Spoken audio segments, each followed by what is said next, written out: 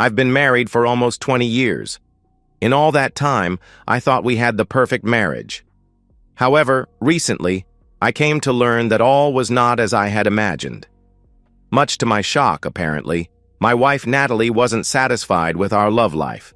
It was too dull for her, too vanilla, and I was too mundane, too gentle, and loving.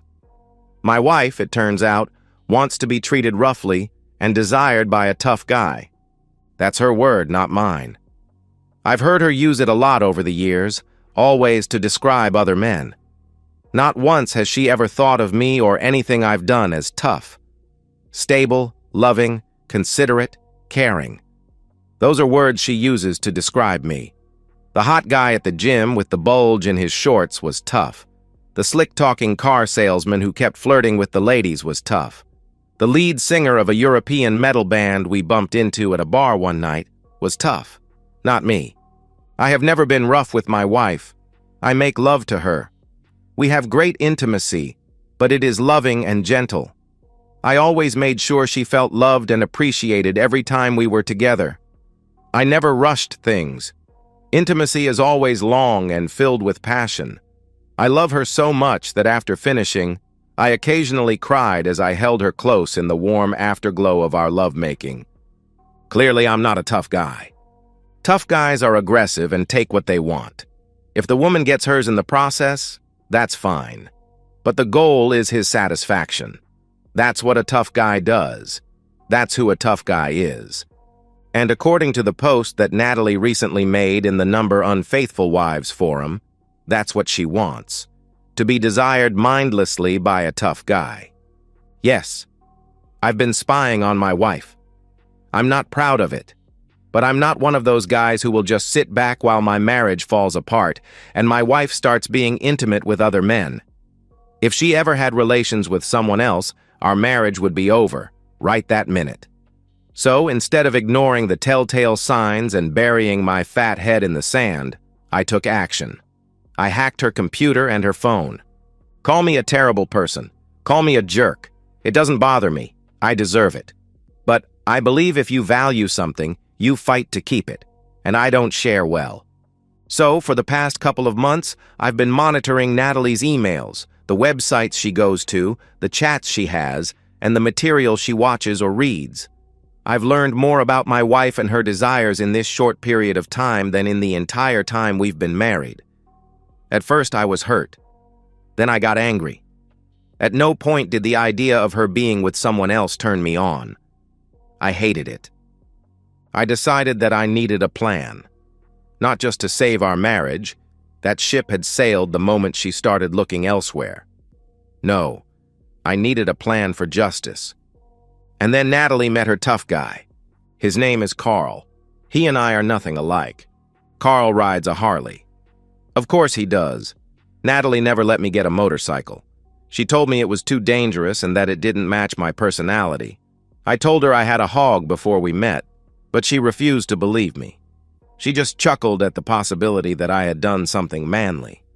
Carl works in construction, whereas I work at a desk designing software.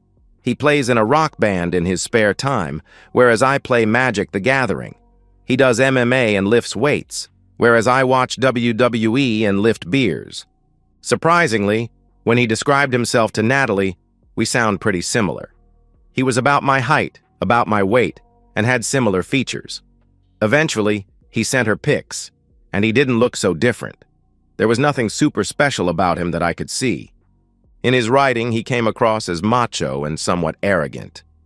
He was the kind of smug jerk I've always hated, not the type of guy I would have ever expected Natalie to find attractive. I guess his cockiness struck a nerve with her. She seemed to get turned on by it.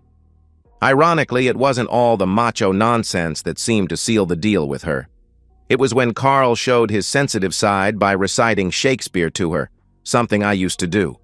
Not only that, but his chat nickname is Caviar is a Garnish, which is a line from You've Got Mail, which has always been our movie. I couldn't win at being a tough guy, and now he was beating me at being sensitive too. I felt completely betrayed, but I would not go down without a fight. I wasn't sure how to proceed. Should I confront Natalie and reveal what I knew? I tried to imagine how that would turn out. Knowing my wife, I don't think it would play out well.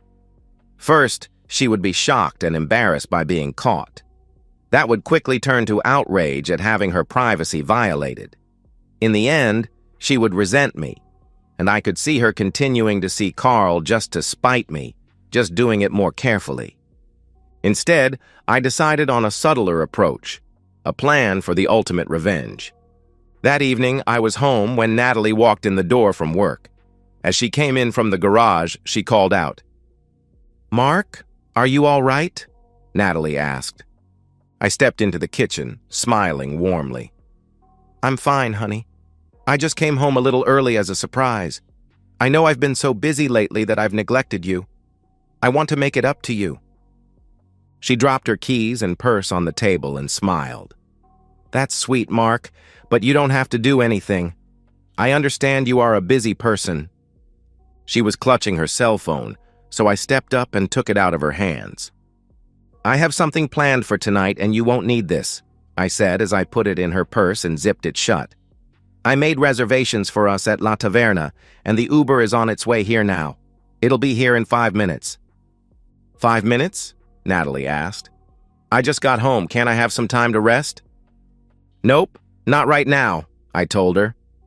"I should change," she argued. "You look lovely," I countered. "Really, Mark," Natalie said more strongly. "It's a Wednesday. Why don't we go out on Friday instead? I have things I wanted to do tonight."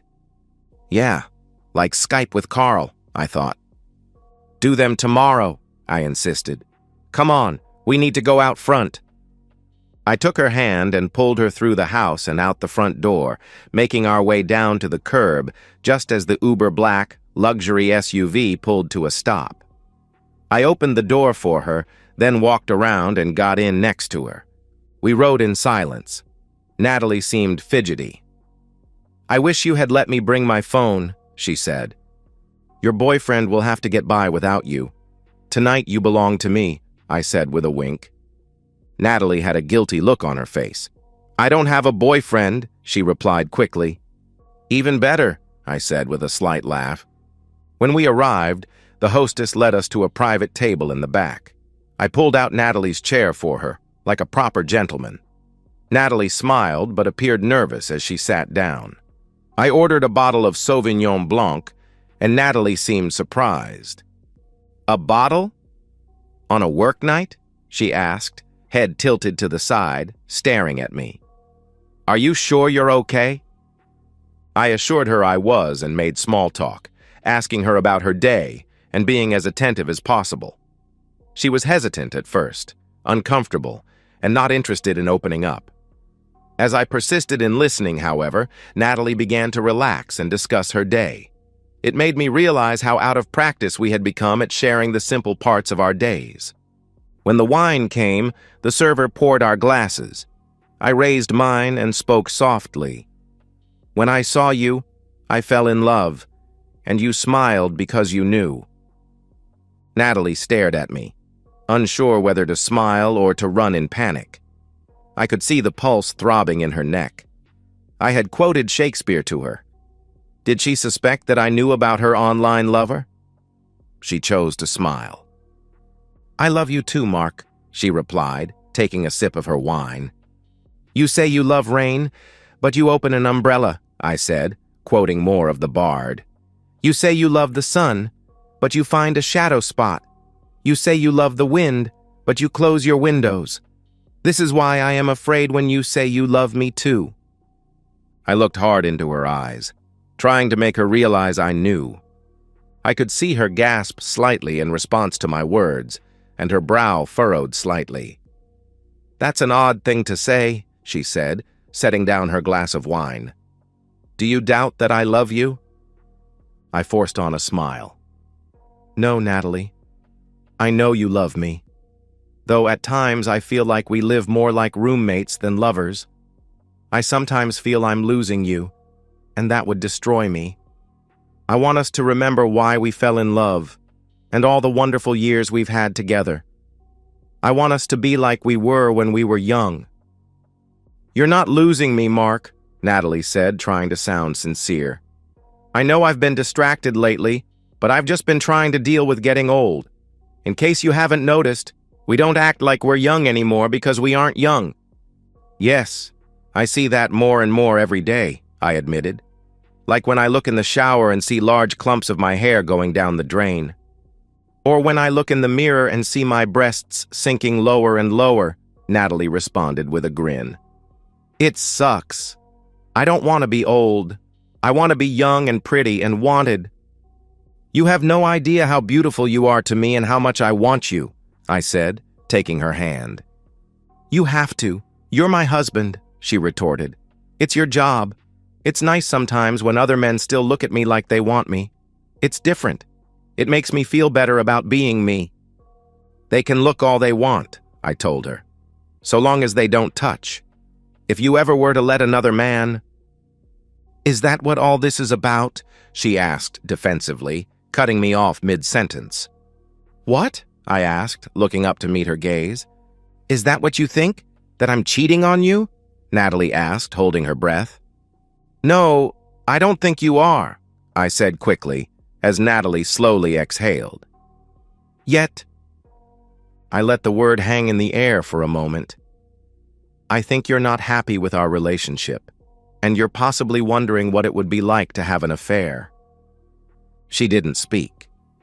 "I think you miss the excitement of being pursued and the unexpectedness and newness of a beginning romance. I think part of wanting to feel young again is wanting to feel what it was like before routine took over back when we were lovers first and family second. I think a part of you wants to be able to be daring, wild, and free without concern for the repercussions." She tried to respond. I could see tears forming in her eyes, and her bottom lip quivered a bit. I went on before she could get any words out. "But there are repercussions," I told her. "If you had an affair, it may be exciting and fun and new at first, a hot flame that burns quickly instead of the slow embers of a 20-year marriage. But that fire burns too hot and would consume everything in its path. It would destroy us, our relationship, our marriage. I want to have some of my youth back, just like you, but I also want to grow old together, with you by my side. If you have an affair, that would be stolen from me. I would not sit by, waiting for you to get it out of your system and come back to me when you're done. I would leave you immediately and burn down everything we've ever had, leaving nothing but ashes and ruin." A single tear ran down from her eye and dripped onto the white tablecloth. "I want to grow old with you too," she managed to say finally. "Great," I said a bit too happily. "So then let me propose a toast. To the first day of the rest of our lives. I promise to try to be everything you want in a man, a lover, and a husband going forward. I don't want to lose you, and I don't want you to have an affair." "I'll drink to that," Natalie replied and took a big sip, then wiped the tears from her eyes. "What are you going to have?" she asked, putting the conversation behind us. "I'm suddenly starving." We had a great meal and finished off the bottle of wine. Natalie had 3 glasses, which is 1 glass past her standard weeknight limit. I could tell she was tipsy, but not drunk. I was about to order tiramisu, but Natalie had a better idea. "Get it to go," she instructed me. "Then let's go home and have some fun." I immediately signaled the server and asked for it in a doggy bag, handing her my credit card. "And can you take care of the check? We're in a hurry." In the Uber on the way home, Natalie pulled me to her and began kissing me passionately. I felt a mixture of emotions welling up inside me, not the least of which was disgust. I was playing a part, and I would see it through to the end. Phase 1 of my plan was complete. Build her trust and make her think I was oblivious. Phase 2 began the next day. I left work early but didn't tell Natalie. My first stop was at the Indian motorcycle dealer in McKinney. An hour and $38,000 later, I was the proud owner of an Indian Roadmaster Elite. It was a hot motorcycle with a big passenger seat in the back. My second stop was to the Krav Maga center close to my house. I wasn't sure what Krav Maga was, but it sounded tough. I signed up, and they ran me through a 30-minute introductory class. It turned out it was some kind of martial arts training. Perfect. That could come in handy. Finally, my last stop was at Natalie's office. It was getting close to quitting time, so I parked the bike in an empty spot near her car and waited for her to come out. It didn't take long. After about 15 minutes, I saw her exit the building and walk toward her car. I cranked up the motorcycle and intercepted her, nearly running into her. Natalie jumped back, surprised, and stared at me as if I'd lost my mind. "Mark, what the hell are you doing? Why are you here and why are you on a motorcycle?" "Hi, honey," I said with a grin. "Like my new bike?"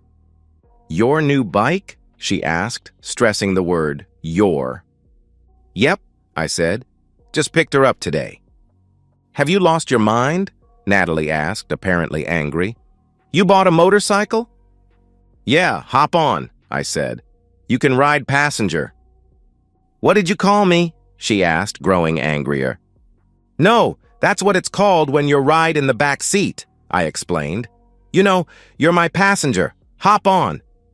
"I am not riding on that thing," Natalie declared. "Where's your car?" "It's at the dealership," I said. "You'll have to take me later to pick it up." "Take it back," Natalie said. "Then I don't have to." "Take it back?" I asked incredulously. "Yes," she snapped. "How much did it cost?" I mumbled in response. "What?" Natalie snapped. "What did you say?" $38,000, I repeated more clearly. "Dollars?" Natalie asked in shock. "Yeah," I said. "Take it back," she shouted. "How dare you spend $40,000 on something without talking to me about it first?" "I can't just take it back," I responded. "Take it back or don't come home," Natalie snapped. "I can't believe you did something so irresponsible." She continued to berate me as she got in her car and slammed the door. I stood there, staring as she drove away, playing the role of a man defeated. I couldn't believe her attitude. She liked hearing about Carl's motorcycle. She talked about how cool it was and how much she wanted to ride on it with him. When I get one, she acts like it's the end of modern civilization. And on top of that, Natalie had just done something she had never done before in all the years I've known her. She had given me an ultimatum. "Take it back, or don't come home," she had said. Well, all right. If that's what Natalie wanted me to do, then I would do it. I climbed back on the Indian and cranked her up, then headed to a nearby motel and checked in. I didn't have a bag or any clothes. I just didn't want to go home. I'd be damned if I was going to do what she demanded. I ran to Burger King and grabbed a Whopper and fries, then went to my room to prepare.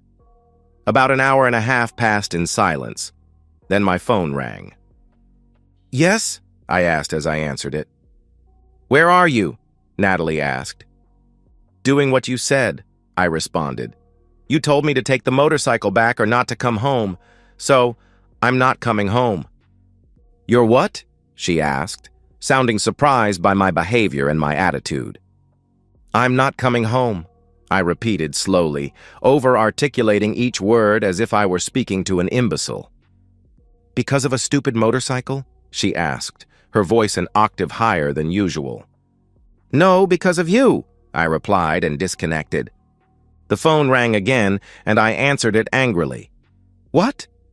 Are you serious?" Natalie asked me, a tinge of fear in her voice. "You aren't coming home?"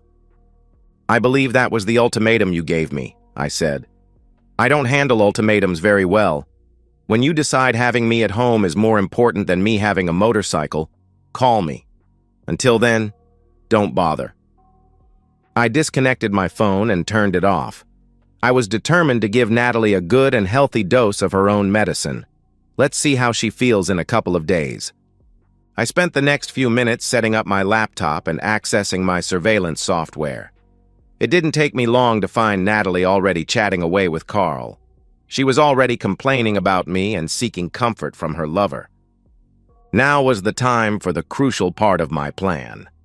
I picked up the burner phone that I'd acquired a couple of days back and dialed a number. Carl answered. "Hello," he said. His voice was kind of high-pitched and nasal. He didn't sound much like a tough guy. "Is this Arnold Peebles?" I asked, trying to sound as authoritarian as possible. "Who's asking?" he answered. "My name is Dash Riprock," I lied. "I'm a private investigator, Mr. Peebles. Is Mrs. Gertrude Peebles your wife?" What? What do you want?" he asked. I could tell he was already nervous. "I'll assume that's a yes," I replied. "Your wife is the daughter of Anthony Scalisi, president of Flexible Plastics, where you work. Isn't that right, Mr. Peebles?" "Why are you calling me?" he asked, the fear sinking in. "I haven't done anything wrong." "So, how would your wife and her father feel if they knew about your affairs, Mr. Peebles?" "Affairs? I'm not having affairs. You've got this all wrong." He was trying to shout while speaking in a whisper. He didn't want someone to overhear our conversation. "So, you don't use the handle caviar is a garnish on websites focused on cheating with married women?" Silence. "Mr. Peebles," I said menacingly, "we know everything. No need to deny it." "I swear I only did it once," he replied. I was growing increasingly confused. It seemed Carl had already been with Natalie. "But it's over, I swear it. I haven't spoken to her in months," he said. I was growing increasingly confused. The jerk was in a chat with Natalie when I called him. "Mr. Peebles, my client is a very powerful and angry man," I explained. "He's not looking just to divorce his cheating wife. He's looking to destroy the man with whom she is cheating. I swear I haven't spoken to Denise since the last time we hooked up in May. You have to believe me. She got mad that I came so fast and called me a loser and never wanted to see me again." I nearly let out a sigh of relief. "I'm not calling you about Denise, you idiot," I shouted. "Oh, this is about Angie? No. Margaret? No. Lakeisha? How many women was this guy catfishing? Natalie? Bingo, I said. Wait. Natalie's husband is a wimp, Carl said. She told me. You got it all wrong, Arnold, I said with a snarl. Her husband is a made man. He has connections with your father-in-law that go back to Sicily, if you get my meaning. Wait. What? He asked. Are you saying my wife's dad is in the mafia? Arnold, I said, doing my best acting job. Don't let Don Scalisi hear you use such a word. Of course. I'm sorry, he stammered. So my client knows that so far you have not touched his wife, I began. For this, you will be allowed to keep your body intact. But my client is very unhappy with you, Arnold, I went on. He is not happy that you would try to seduce the mother of his children. For this, there must be some atonement. No. Please. I didn't know she was his wife. I didn't mean any disrespect. Arnold, I said softly. If it were up to me, I would be happy to relay your deepest regrets to my client, but he knows that you are still talking to his wife. Be happy, Arnold. The last man who tried to seduce his wife is now missing. Please, what can I do? He pleaded.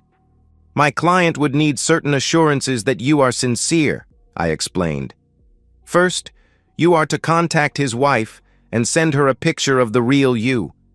You will tell her the truth and then never, ever have contact with her again.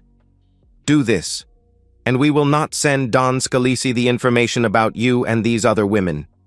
If you fail to do it, then we will be forced to take action. You would not like that, would you, Arnold? No, I wouldn't. I'll do it. I don't like that woman anyway, he said. You have 1 hour, Arnold, I said.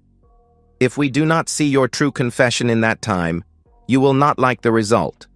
Understand? I understand. And one more thing, Arnold, I said. Do not tell his wife anything about our little conversation. This is between you and me.